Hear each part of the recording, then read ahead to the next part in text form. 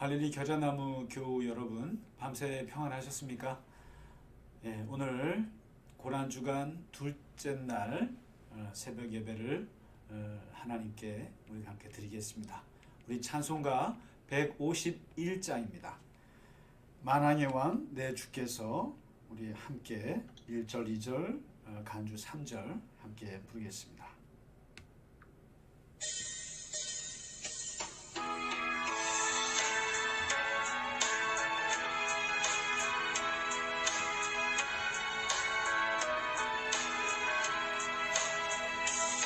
만왕의 왕 내 주께서 왜 고초당했나. 이 벌레 같은 날 위해 그 보혈을 흘렸네. 십자가 내가 처음 볼 때에 나의 맘에 큰 고통 사라져. 오늘 믿고서 내 눈 밝았네. 참 내 기쁨 영원하도다. 주 십자가 못 박힘은 속죄함 아닌가. 그 긍휼함과 그 은혜 말할 수 없도다. 십자가 내가 처음 볼 때 나의 맘에 큰 고통 사라져. 오늘 믿고서 내 눈 밝았네. 참 내 기쁨 영원하도다.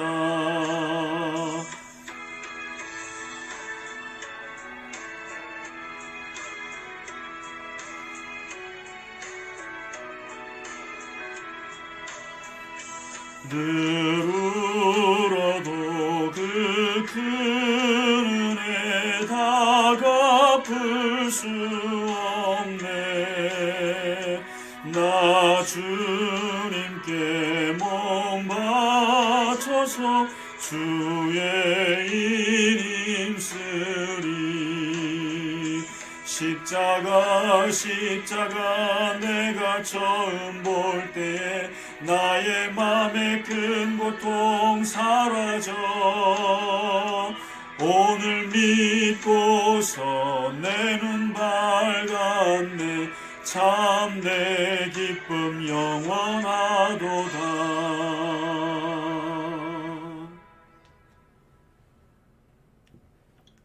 아멘.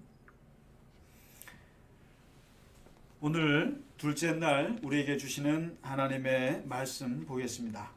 오늘은 예수님께서 무화과 나무를 저주하신 이야기입니다.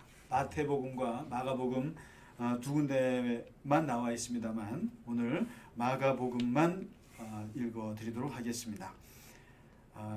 마가복음 11장 12절부터 14절 그리고 20절에서 25절 이렇게 해서 두 군데가 되겠습니다. 먼저 11장 12절부터 14절 먼저 읽어드리겠습니다.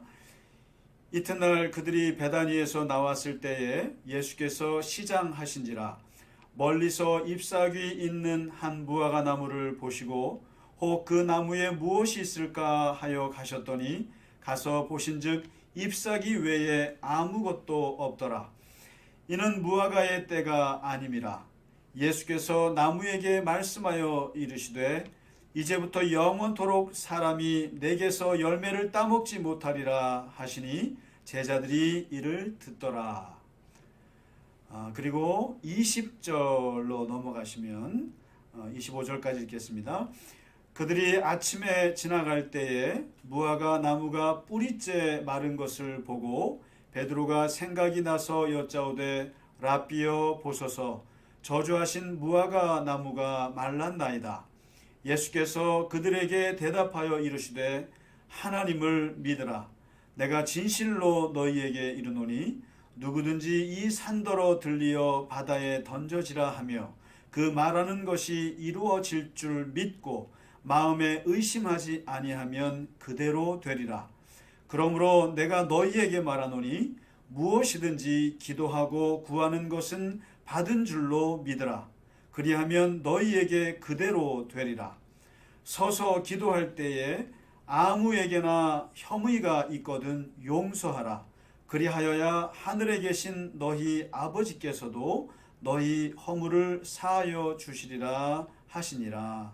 아멘. 오늘 이렇게 읽으신 무화과 나무 저주하신 이야기는 어제 우리가 살펴보았던 성전을 둘러부신 그 사건 앞뒤에 나오는 이야기입니다. 예수님께서 예루살렘 입성을 마치시고 베다니로 돌아오시는 길에 배가 고프셨던 것 같습니다. 그래서 혹시 무화과 나무에 무화과가 달려있나 싶어서 잎사귀가 있길래 한번 가보셨더니 잎사귀는 있고 열매는 없는 무화과 나무를 보셨습니다. 그런데 그때가 6월절이었고 무화과철이 아니었습니다. 그런데 대뜸 예수님께서 무화과 나무를 저주하십니다. 이제부터 영원토록 사람이 내게서 열매를 따먹지 못하리라. 죽으라는 얘기죠. 그리고는 다시 예루살렘으로 들어가셔서 어제 우리가 보았던 성전을 둘러부신 사건이 나옵니다. 그리고는 이제 날이 저물어서 이제 성 밖으로 또 나가십니다. 나가셨다가 이제 다음 날 예루살렘으로 들어오시는 길에 어제 그제 예수님께서 저주하신 무화과 나무를 지나치게 됩니다. 보니 무화과 나무가 뿌리째 마른 것을 제자들이 보게 됩니다. 베드로가 예수님께 묻습니다. 라비어 보소서. 엊그저께 주님께서 저주하신 무화과 나무가 완전히 말라 버렸습니다. 무화과가 어찌하여 이렇게 말라 버릴 수가 있습니까? 어떻게 이 무화과 나무가 말랐는가는 조금 뒤에 우리가 말씀을 나누도록 하고, 먼저 예수님께서 왜 무화과 나무를 저주하셨을까요? 열매를 맺을 철도 아닌데 왜 열매가 없다고 저주하셔서 하루아침에 무화과 나무가 완전히 말라 비틀어지게 하셨을까요? 이 장면은 참 난해한 장면입니다. 그래서 버트란트 러셀 같은 철학자는 내가 왜 기독교인이 아닌가라는 책에서 여러 가지 이유를 들었습니다마는 이 사건도 그 안에 포함을 시켰습니다. 아니, 죄 없는 무화과 나무를 먹을 것이 없다고 그렇게 저주할 수 있느냐? 그 예수님 참 비이성적이시다. 참 비상식적이시고 어떻게 보면 괴팍하신 것 같다. 마음에 안 든다 하고 비난했습니다. 그런데 이것은 버트란트 러셀이 이 예수님의 깊은 의도를 알지 못하여서 그가 오해한 것이라고 생각할 수 있습니다. 이것은 그 전날 성전을 둘러보셨던 그 사건 연장선에서 우리가 보아야 하거든요. 이것은 예수님께서 이스라엘 백성 전체에 대한 상징적인 메시지를 담고 있는 것입니다. 무화과 나무라고 하는 것은 포도나무와 함께 이스라엘을 대표하는 나무입니다. 그래서 무화과 나무라 그러면 이스라엘 사람들을 뜻하는 겁니다. 포도나무다 그러면 이스라엘을 뜻해요. 마치 우리가 장미꽃이 아니라 무궁화꽃을 저주했다 그러면 여러분 느낌이 다릅니다. 참나무가 아니라 무슨 소나무를 저주했다 그러면 우리 한국 사람들이 느끼는 느낌이 다릅니다. 왜냐하면 무궁화꽃은 우리 국화이기 때문에 그렇습니다. 소나무 하면 우리나라를 대표하는 나무예요. 마찬가지로 무화과 나무를 저주했다라고 하는 것은 이스라엘을 저주했다는 뜻입니다. 열매 없는 무화과 나무를 저주했다는 것은 열매 없는 이스라엘 백성의 수백 년 동안 내려왔던 잘못된 신앙에 대해서 저주하신 것입니다. 그 저주의 내용이란 무엇이겠는가? 무엇보다도 어제 우리가 보셨듯이 기도하는 집을 강도의 소굴로 만들고 있는 그 신앙을 저주하신 것입니다. 성전을 하나님이 중심이 된 곳으로 여기고 기도하는 곳이 아니라 자기 중심, 자기 욕망, 자기 명예를 채우는 강도의 소굴로 만들고 있는 그 이스라엘 백성들의 신앙을 향한 저주라고 말할 수 있습니다. 조금 더 우리가 복음서에서 예수님께서 보여주셨던 많은 가르침들과 책망들을 한번 정리해 보면 여기서 말씀하시는 열매 없는 무화과 나무의 신앙이란 크게 두 가지죠. 하나는 형식적인 성전 제사에서 비롯된 기복주의 신앙을 예수님께서 지금 책망하시는 겁니다. 제물만 잘 바치면 만사 형통할 것이라는 그 신앙, 제물 잘 바치고 제사 잘 드려서 어떻게 해서든지 자기의 배를 채우고 자기의 안위를 채우고자 하는 이스라엘 백성들의 성전 신앙을 가리키는 것이죠. 하나님을 위한 제사가 아니라 나를 위한 제사로 가득한 지금 성전 제사. 하나님의 영광이 아니라 자신의 명예와 자신을 위한 예배가 되고 있는 현재 예루살렘 성전에서 드리는 수많은 이스라엘 사람들의 형식적인 제사 신앙을 예수님께서 저주하고 계신 겁니다. 그리고 두 번째는 다른 복음서에서도 예수님께서 곳곳에서 말씀합니다마는 율법주의 그리고 선민주의에서 비롯된 위선과 가식과 교만과 우월주의 신앙을 저주하고 계신 겁니다. 우리는 일주일에 2번 금식해요. 우리는 소득의 11조를 꼬박꼬박 드려요. 우리는 안식일을 꼭 지켜요. 우리는 십계명을 다 지켜요. 우리는 토라 모세의 율법을 다 지켜요. 그래서 우리는 잘났어요. 우리는 잘났어요. 그리고 나아가서 우리는 하나님이 택하신 민족이에요. 하나님은 우리 민족만을 사랑하세요.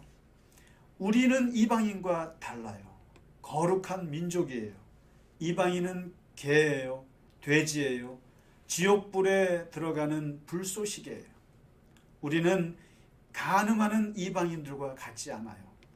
저 세리와 창녀와도 같지 않아요. 그래서 우리는 우월해요. 우리는 잘났어요. 이것을 예수님께서 지금 질타하고 계시고 열매 없는 무화과 나무와 같이 저주하고 계신 겁니다.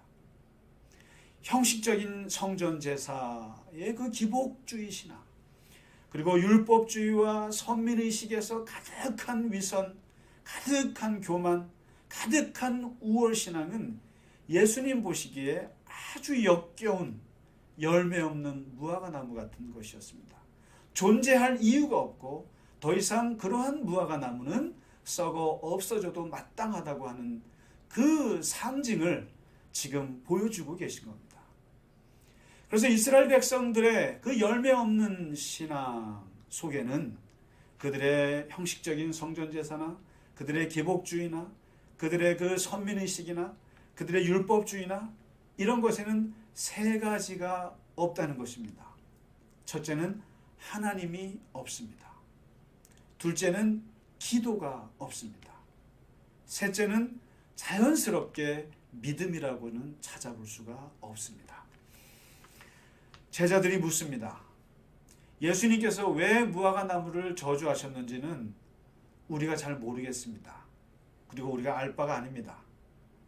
그러나 우리가 지금 궁금하고 우리가 정말 관심 갖는 것은 어떻게 말씀 한마디에 그 잘 자라던 무화과 나무가 하루아침에 뿌리째 말라버릴 수 있냐는 겁니다. 말이 현실이 되는 그 능력이 어디서 비롯되냐는 것입니다.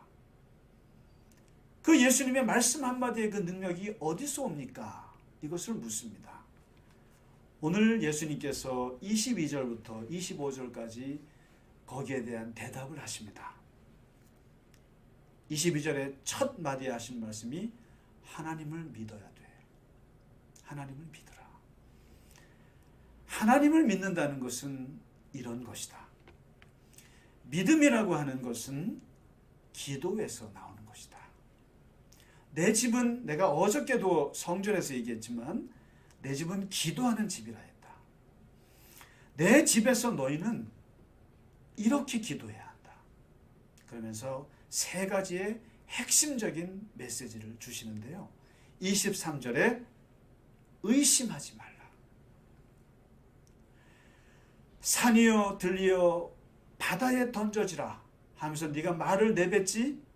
그러면 그 말이 이루어질 줄로 믿고, 그리고 마음에 의심하지 않는 것, 이것이 하나님을 믿는 것이다. 입으로 나오는 소리와 마음의 소리가 같아야 한다. 의심이란 것이 뭐니? 디아크리떼아니. 디아크리떼, 이것은 찢어진다는 뜻입니다. 갈라진다, 분열하다, 망설이다, 이런 뜻입니다. 마음이 두 마음으로 쪼개지는 것, 그것이 의심이라는 것입니다. 한 말 한 마음이 되어야 되는데 한 말을 하고 두 마음이 쪼개지는 것을 의심이라고 한다. 이것은 믿음이 없는 것이다. 의심하지 않아야 한다. 두 번째 24절에서 말씀하는 것은 기도하고 구하는 것은 받은 줄로 믿으라. 사전 확신의 믿음을 말씀하고 계십니다. 구하라, 그러면 주신다. 찾으라, 그러면 찾을 수 있다. 두드리라, 그러면 열린다. 기도라고 하는 것은 하면 된다는 것이죠. 그리고 마태복음에서 말씀하셨습니다마는 구하기 전에 너희에게 무엇이 있어야 할 것을 하나님 너희 아버지께서 이미 알고 계신다. 너가 기도한다는 것 자체가 이미 하나님께서 응답하시는 것이다. 저와 여러분이 기도의 자리에 나와 왔다는 것 자체가 하나님께서 무언가 주신다고 하는 것을 믿으라는 것이죠. 기도하는 것 자체가 이제부터 시작이 아니라 이미 하나님께서 역사하시고 나로 하여금 확인하는 것일 뿐이라는 것입니다.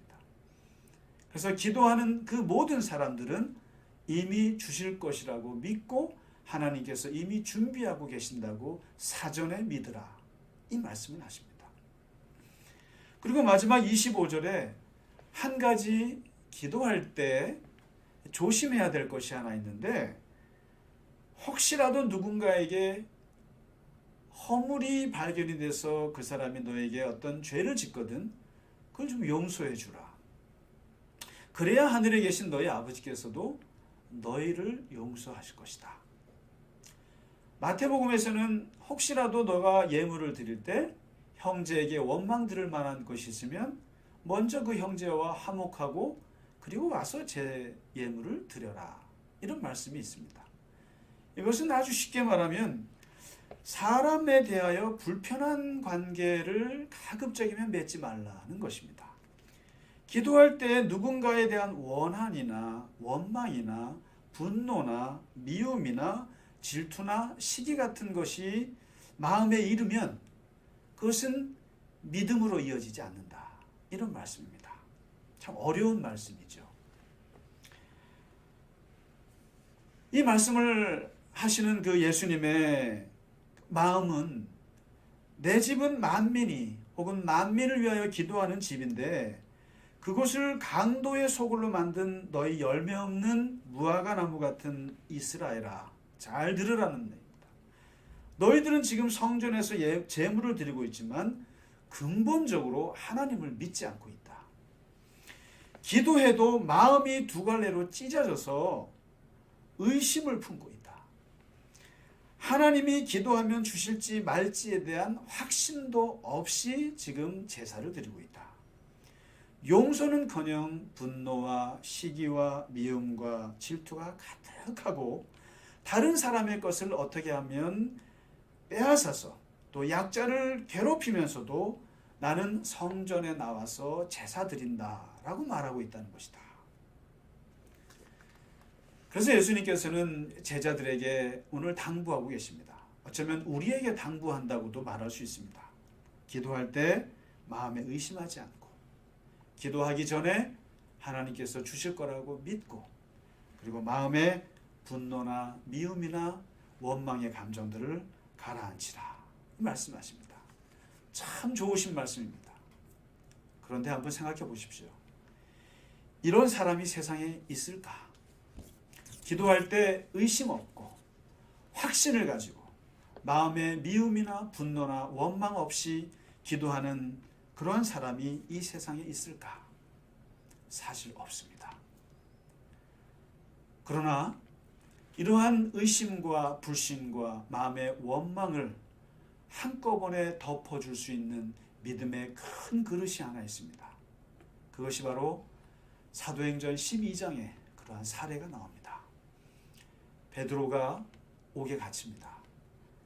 예루살렘 교인들이 베드로를 위해서 밤새도록 간절히 기도합니다.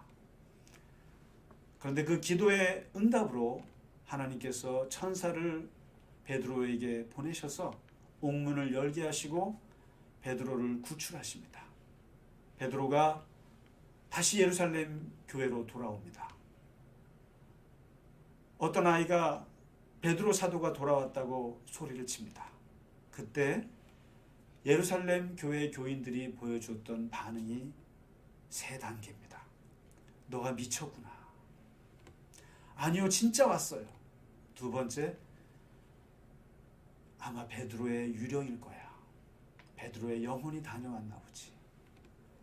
아니에요, 베드로예요. 베드로가 문 열고 들어오니까 사람들이 깜짝 놀라고 그리고 기뻐하고 감격스러워합니다. 그러면 이 예루살렘 교회 교인들의 기도에는 의심이 없었나요? 그들에게는 확신을 가지고 기도했나요?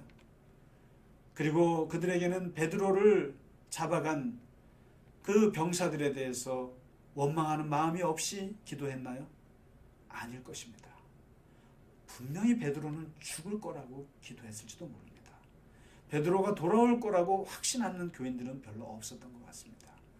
그럼에도 불구하고 하나님께서 예루살렘 교회 교인들의 중보기도를 응답하신 이유는 무엇일까요? 그것은 의심과 불신과 원망을 한눈에 덮어주는 간절함이라고 하는 믿음의 큰 그릇이 있었다는 것입니다. 간절히 기도하는 것에는 의심이 사라집니다. 하나님께 간절히 기도하는 사람들의 그 간절함에는 불신이 사라집니다. 간절한 사람은 교만하지 않습니다. 간절한 사람은 어떠한 원망이나 어떠한 미움이나 시기나 질투를 그 마음에 담아놓을 수가 없습니다. 왜요? 간절하기 때문입니다. 그를 구해야 하기 때문에 그렇습니다. 하나님께 간절하기 때문에 그렇습니다. 비록 의심도 많고 확신도 부족하고 미운 사람도 있지만 간절한 마음으로 하나님 앞에 나와서 기도하는 우리 모두가 되었으면 좋겠습니다. 누군가에게 간절한 사람은 믿음이 거기에서 생길 수밖에 없습니다. 오늘 예수님께서 무화과 나무를 저주하셨습니다.